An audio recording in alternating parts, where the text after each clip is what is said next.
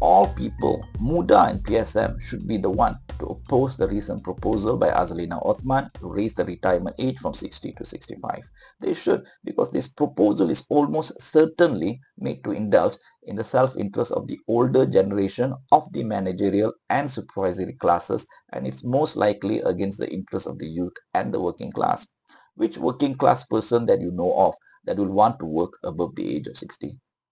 If your job is to lay bricks or drive a lorry, you will most certainly desire to retire by the age of 60, because who in the world would still want to do physically laborious job while being lauded over by their manager and supervisor even when they have become grandparents?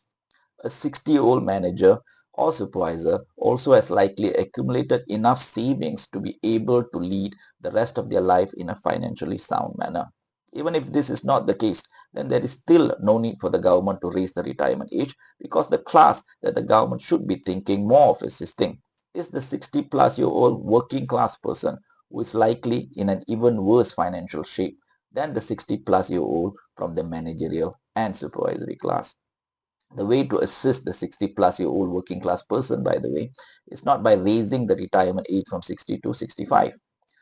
Nobody wants to see a senior citizen slog it out under the sun and the rain while being lauded over by other people to eke out a living.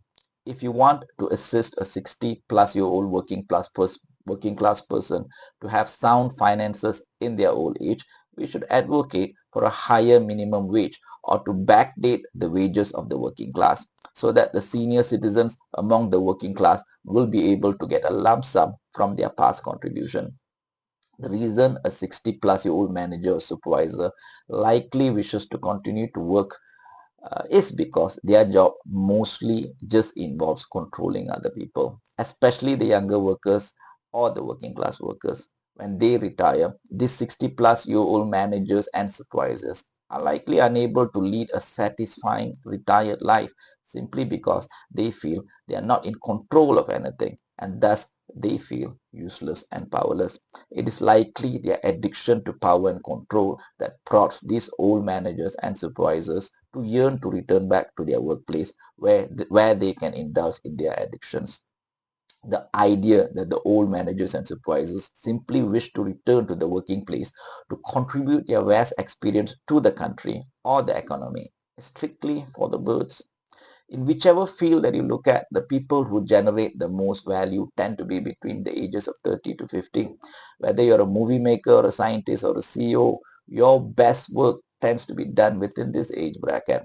Einstein did his best work before he was 30. Ace directors like Spielberg, John Woo, Mani Ratnam also did their best work before they entered 60. I am 100% sure that such legendary CEOs like Steve Jobs or Bill Gates were much better before their 60s than after. It is a fallacy to believe that experience keeps growing with age.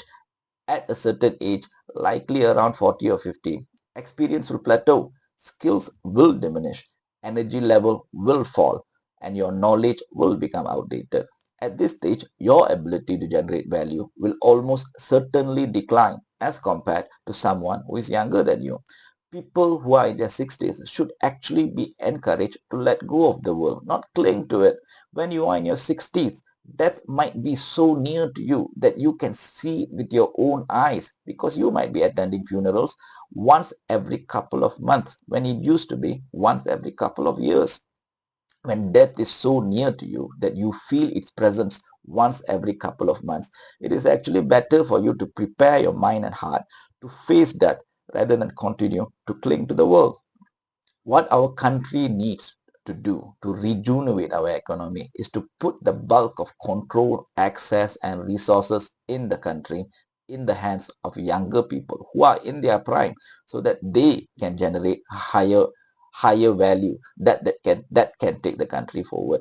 To do this, we actually have to pry open the hands of the older generations and force them to release the control, access, and resources that they are hogging into the hands of the younger people.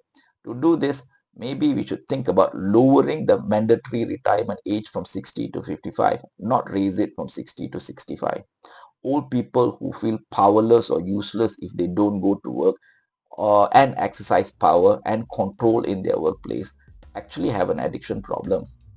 They need therapy in order to wean themselves out of their addiction to power and control, not more opportunities to indulge in it.